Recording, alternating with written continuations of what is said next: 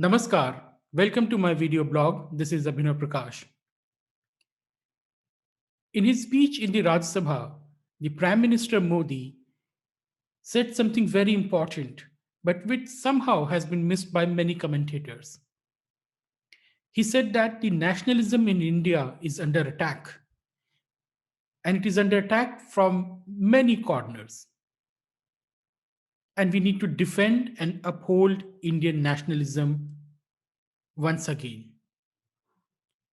And this is something which we have been noticing for very long. In India as well, we have seen over the past couple of years many commentators, many people on the left and the liberal side have been demonizing nationalism itself. For them, nationalism means fascism, or nationalism is equivalent to Nazism. That nationalism is a you know an idea which others other people, and nationalism is a narrow-minded pursuit. So we should rather be patriots. So you find this thing very fashionable on social media, especially by the woke generation, that well, I'm a patriot, I'm not a nationalist, which is which is quite funny because the patriotism comes from patriarchy. It's a pre-industrial concept of blood and soil, because you were mainly engaged in agriculture and you were defending that land. So that's the soil, and the bloodline, which is basically a patriarchal bloodline. So you used to fight for patriotism, for blood and the soil, which is basically a pre-industrial concept. Whereas the after industrialization, what you have is the emergence of nationalism. So this is basically same thing, patriotism, nationalism. Basically, at the very core, they're trying to do the same thing, but one is an idea which comes from a pre-industrial society. The other one is an idea which is a post, or let's say after industrialization, which is an industrial society. So it's quite funny to see the woke say that they are patriots, not nationalists, when patriotism, the root of patriotism is that a feudal patriarchal society, and the defense of that society. But this is something which is gaining more and more traction in India. Nationalism is bad. I'm not a nationalist, I'm a patriot. And you see that in academic writings, you see that in newspaper columns, you see that in the Western academia, uh, because of the disproportionate power it enjoys over the non-Western countries. What Western academia does is very important. So they have been trying to demonize it for a very long time. In fact, one of my professors at JNU, Professor Prabhat Patnaik, a leading Marxist in India, he used to say this thing back in 2012 and 11, I remember, that there's a determined effort. There's a very well planned effort and very insidious work which is emerging from the Western academia, which tries to delegitimize Indian nationalism and India's freedom struggle. Yet India's freedom struggle was something which was a Hindu fascist, supremacist, upper caste conspiracy, so that they can keep the people subjugated, because uh, uh, after overthrowing the British rule, this is old theory that Gore Sahab gaye and Gure Sahab wapas aa gaye. So they're trying to make it far more sophisticated. So they're trying to delegitimize India's freedom struggle, to paint it as a regressive, narrow-minded freedom struggle, and consequently the nationalism which arose in India, the modern form of nationalism, uh, which is also something a very negative, fascist, Nazi kind of construct. And what Prabhat Patnaik would not say, but we all know that is true, parallel to this, there's an effort to demonize Hinduism itself. And we are seeing those articles being published in India in the mainstream, calling Hindus the followers of the false religion. And we know what that means. In the history, anyone being called the follower of the false religion or the worshipper of the false god uh, is simply a precursor to genocide. It ultimately it always ends up in genocide and ethnic cleansing. And no wonder Hindus have suffered so many ethnic cleansings and genocide in the past 1 century. That is just mind boggling. But this is something which even the old school Marxists were noticing 10 years back. But somehow the new left, which we see in the campuses or in the academia or in the embedded journalist in the newspaper, and also this liberal class and the wokes, they are trying to deconstruct, overthrow, banish the nationalism from India, because they think that nationalism is what ultimately leads to fascism or Nazism. And I think that's a very wrong reading of India.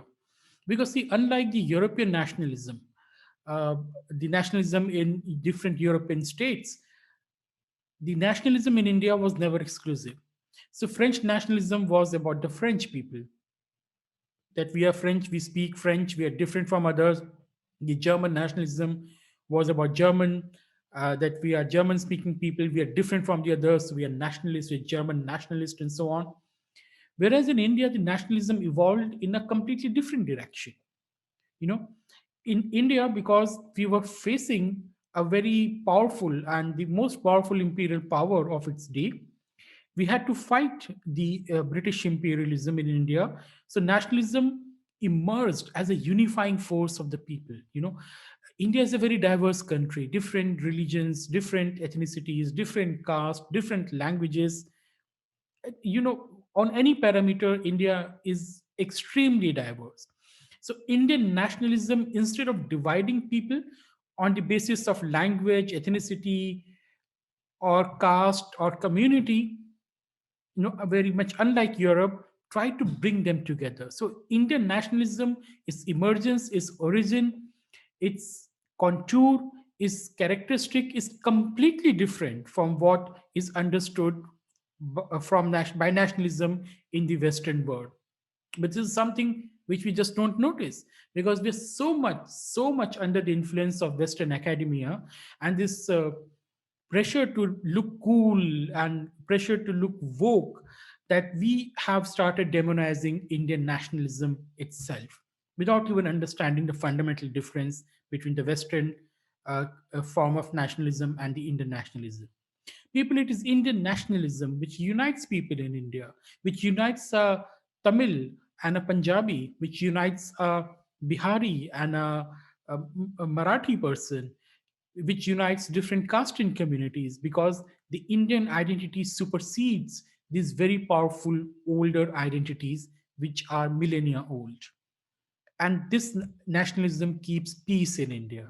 So if you're giving away that nationalism, rest assured that we are paving the path for a disaster. And this is something which we have seen being played out in America of late. What have Americans done in the last 30, 40 years? And in America, basically, their liberal academia and their left wing academia, they have destroyed any sense of pride and nationalism in the American nation. They banished American nationalism. The feeling of pride in America has been banished, and that nationalism has been now replaced by some abstract entities like gender, LGBTQ, students, uh, all those kinds of people, which are basically completely different from each other except sharing one characteristic, and which might be just race, sexual orientation, which might be just the fact that they are students at one point of time, and that's it. That identity is something you can't really help with. If you are a woman, you are a woman, right? So that's not something you choose. So you have replaced nationalism, which people consciously choose to believe in, and then they believe that everyone who is a part of that nation is also part of the larger society. It keeps peace, people. It stabilizes the society. It ensures that the societies don't collapse. It ensures that people work towards a common purpose. Strip that away, and you will have what is happening in America today, that the political factions are fighting with each other. They're using mobs on the street to take on each other. They're storming the national capital. The capital was and the Congress House, the building of Congress itself. That is happening because there is no feeling of nationalism left in America to a large extent. That has been destroyed by this kind of woke activism. And this is something which we are seeing in India as well. So, what happened on 26th of January at the Red Fort was very similar to what happened in America at the Capitol. But look at the response of a large number of people. They're saying, how does it matter that the national flag was disrespected? Because we should care about the people, not the flag. People, some abstract entity called people. You can't put a finger on the people, but you should be worried about the people, not the national flag, as if they both are different from each other. And we were being told that, "No, this is nothing." We lots of people were justifying that, well, Red Fort storming of the Red Fort is okay, and that is something which was unthinkable just a couple of years back. So if you destroy nationalism in India, you're staring at a civil war in this country. So Prime Minister Modi is making a very strong statement and a very important statement in the parliament. He's saying that Indian nationalism is under attack, and this nationalism has to be defended by all of us. And he's also differentiating in his second line between the Western nationalism and Indian nationalism without saying so. So he's saying that Indian nationalism is not narrow minded, Indian nationalism is not violent, Indian nationalism is not a tool of expansionism, just unlike the nationalism in the European countries. So, this is something we should be really proud of. We should not accept, we should talk back to the people who try to shame Indian nationalism or who try to mock nationalism by superimposing Western experience on Indian experience. So make sure that you defend nationalism no matter where you are. If you are in media, there are lots of embedded journalists who are active members of the communist parties. They were lifelong ISA, DSU, all those random radical left group members. Then they land up in media because it really requires no qualification. So you can become a journalist. That's the harsh reality. So even if you are in media, even if you are in a classroom, even if you are in a public discourse, make sure that you do not seed ground on nationalism. Don't buy this uh, flimsy idea of patriotism versus nationalism, right? Argue in a proper academic manner and deconstruct this woke argument, this very sinister argument, which is now spreading in India as well, because alternative is complete disaster. Thank you for listening to me. And also, do not forget to subscribe to my channel, press the bell icon, and also I have the membership plan available now, so you can uh, check it out by clicking the join button. Thank you for listening to me, Abhinav Prakash here, and see you soon.